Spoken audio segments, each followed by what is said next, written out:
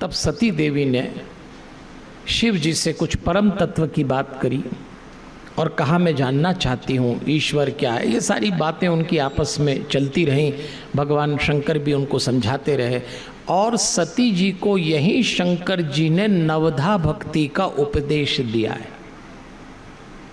नवधा भक्ति का शिव जी नवधा भक्ति बता रहे हैं कि देवी 9 प्रकार की भक्ति होती है। पहली है श्रवण भक्ति, जो आप लोग कर रहे हैं। देह से सम्मान के साथ प्रसन्नता पूर्वक कथा सुनने को श्रवण भक्ति कहते हैं। तो आप लोग कितनी प्रसन्नता भाव समर्पित भाव से व्यवस्थित रूप से, ये पहली भक्ति है। दूसरी भक्ति को कीर्तन भक्ति कहते हैं, उच्च स्वर में भगवान के गुणों का उच्चारण करना, ये उन्होंने कहा कीर्तन भक्ति। तीसरी स्मरण भक्ति, मुझको सर्वव्यापक जानकर निरंतर निर्भय रहते हुए मुझे याद करना, तो ये हो गया स्मरण भक्ति। चौथी सेवन भक्ति, हृदय और इंद्रियों से निरंतर सेवा करना। पांचवी भक्ति को दास्य भक्ति कहा है, अपने आप को ईश्वर का भृत्य मानना, चपरासी मानना भगवान का, ये से दास्य भक्ति। हनुमान जी ने की दास्य भक्ति, तो ये पांचवी। छठवीं भक्ति अर्चन भक्ति, धन वैभव के अनुसार 16 प्रकार के पूजन करें, अर्चन भक्ति। फिर वंदन भक्ति सातवीं, मन ध्यान वाणी से मंत्रों का उच्चारण करें। आठवीं सख्य भक्ति, मंगल हो या मंगल, भगवान ने मेरे लिए तो मंगल ही कर रखा है। सख्य मतलब भगवान को मित्र मानना। अर्जुन ने, विभीषण ने, ये इन्होंने भगवान से सख्य भक्ति की थी, ये भी एक भक्ति होती है। और नवी भक्ति आत्मसमर्पणम, इस देह के साथ आत्मा को अर्पित कर देना। अगर आपको याद हो तो कल हमने हनुमान चालीसा से जो मेडिटेशन किया वो नवी भक्ति थी। देह से तो आप पूजा पाठ कर ही रहे हैं, लेकिन आत्मा से निवेदन करने का नाम ध्यान है, मेडिटेशन है। तब भगवान ने कहा ज्ञान वैराग्य जननी मुक्ति दासी विराजते। शिवजी अपनी पत्नी सती से कह रहे हैं कि भक्ति ज्ञान और वैराग्य की जननी है और मुक्ति इसकी दासी है। देखो भक्ति का महत्व बताया जा रहा है, ज्ञान और वैराग्य की जननी बताया है भक्ति को। आप जरा विचार करिए, राम जी को नवधा भक्ति का उपदेश देना था तो चयन किसका किया? शबरी जी का किया। यहाँ शिव जी को नवधा भक्ति का उपदेश देना था तो चयन किसका किया श्रोता के रूप में? सती देवी का।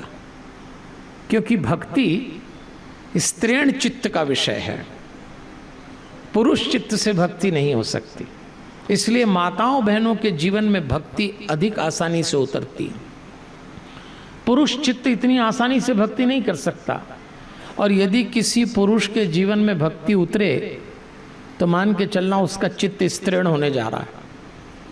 आप देखना, पति पत्नी मंदिर जाएं, दोनों जोड़े से खड़े हों भगवान के सामने, तो जो पुरुष है, जो पति है, वो इधर उधर देखेगा, पंखा किसने दान किया, कुर्सी किसने दान की, पंडित जी क्या कर रहे हैं। वो खोपड़ी उनकी अलग ही चलती व्यवस्था में। पहले तो जाते ही नहीं, कहीं तो पकड़ पकड़ के ही ले जाती, चलो चलो। यहाँ भी कई पति फंसे हुए होंगे। हाँ, उनकी घरवाली बोल रहे चलो, दो अकल आएगी सब। यहाँ कोई आ रहा है क्यों? माताएं बहनें अपने उत्साह से आती हैं। स्त्री अगर भगवान के सामने खड़ी तो हाथ जोड़ के बोलेगी भगवान मेरे बच्चे, मेरा परिवार, इनका भी सब ठीक रहे, मेरा भी ठीक रहे, भगवान इनको भी ठीक रखना, ऐसा बोलती है। दोनों अलग हैं। पुरुष कर ही नहीं सकता भक्ति, क्योंकि पुरुष चित्त में अहंकार है, झुकना ही जा। स्त्रीण स्वभाव ही ऐसा है कि उसमें भक्ति का जन्म होता है। पुरुष चित्त बहुरंगी होता है, स्त्री का चित्र एक रंगी होता है। इसलिए स्त्री समर्पित हो जाती है पुरुष के प्रति जब विवाह होता है। पुरुष को समर्पित होने में समय लगता है, ये मनोविज्ञान है। तो शिवजी अपनी पत्नी सती को समझा रहे हैं और हम भी ये समझते चले हैं। अब एक दिन एक घटना घट गई, इसलिए स्त्रियों के चित्त में भक्ति तो उतर आती है, पुरुष चित्त में भक्ति देर से उतरे, क्योंकि अहंकार है। अच्छा, पुरुष का अहंकार काम करता है और स्त्री की डाह वृत्ति काम करती। जरा दोनों के मनोविज्ञान को समझ लेना। पुरुष का अहंकार है तो गुस्सा जल्दी आता है। स्त्री के भीतर एक वृत्ति होती डाह वृत्ति, अकारण सोचना, अकरण देखना, इसको डाह वृत्ति कहते हैं, तो होती है। अब आप देखो, एक हमारे यहाँ परिवारों में बड़ा प्यारा रिश्ता होता है सास बहू का। इन दोनों के बीच का अध्ययन करो आप रिश्ते का, तो बारीकी से आपको न मालूम क्या क्या निकल के आ जाएगा। निभाती हैं लेकिन फिर भी खुद ही जानती हैं क्या। और भारत में माताओं बहनों के साथ तो बहुत ही दिक्कत है। जब ये बहू बनती हैं तो इनको सास अच्छी नहीं मिलती, और जब ये सास बनती है तो इनको बहू अच्छी नहीं मिलती। अब करो क्या? हाँ, अभी समझ में आया तो ताली बजाओ। प्रॉब्लम है भाई, इसको घर जाके सोचना, ये अखंड समस्या है। तो सास बहू का करो क्या? एक बार भगवान ऊपर बैठे हुए तो यमराज भगवान के पास गए कि भगवान एक व्यवस्था बड़ी गड़बड़ हो रही है। भगवान ने कहा क्या गड़बड़ हो रही है? बोलिए धरती पे आजकल माताएं बहनें इतना उपवास करती हैं, करवा चौथ और कौन कौन सा उपवास करती हैं पति की लंबी उम्र के लिए। बोले उनके उपवास के कारण यम लोक की व्यवस्था गड़बड़ा गई। तो भगवान ने यमराज से पूछा तुमको क्या दिक्कत है वो उपवास करती हैं? बोले उनकी उम्र बढ़ रही है, तो मरने वालों का औसत संतुलन बिगड़ गया। आदमी लेट मर रहे हैं, अब ऊपर मर मर के आदमी आ ही नहीं रहे, तो हमको वापस सप्लाई करने में दिक्कत पड़ रही है। अरे भगवान ने कहा ये तो बड़ा दिक्कत हो गया। तो भगवान ने कहा देखो इसका कुछ रास्ता निकालते हैं। तो भगवान ने हनुमान जी को बुलाया कि तुम तो धरती पे बहुत घूमते हो, घर गृहस्थी वाले तुम्हें बहुत पूछते हैं।